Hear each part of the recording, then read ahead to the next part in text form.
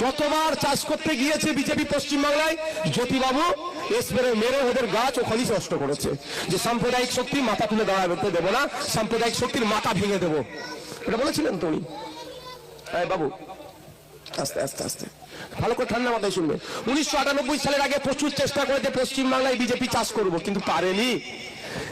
1998 সালে বিজেপি কি দেখলো, ডাইরেক্ট চাষ করা যাবে না, কংগ্রেস থেকে মমতা ব্যানার্জিকে ভাঙলো। আমার এগুলো সব আপনাদের মোবাইলে রেকর্ড হচ্ছে, আমি যদি ভুল বলি মমতা ব্যানার্জি কিন্তু আমাকে ছাড়বেন, এটা মাথায় রাখুন। 1998 সালে বিজেপি কি দেখলো, যে আমি এখানে সরাসরি চাষ করতে পারছি না, তাহলে কি করতে হবে, তৃণমূল কংগ্রেস নামক একটা দল তৈরি করলো। আদানিজি, আদবানিজি, অটল বিহারী বাজপেয়ী আর আদানিজিদের, লালকৃষ্ণ আদবানিজিদের সহযোগিতা নিয়ে কংগ্রেস থেকে মমতা ব্যানার্জিকে বার করে নতুন একটা দল করে বাংলায় বিজেপির অনুকূল পরিবেশ তৈরি করার দায়িত্ব ওদেরকে দিয়ে দিল। ওরা বিজেপির জন্য মাটি তৈরি করতে লাগলো।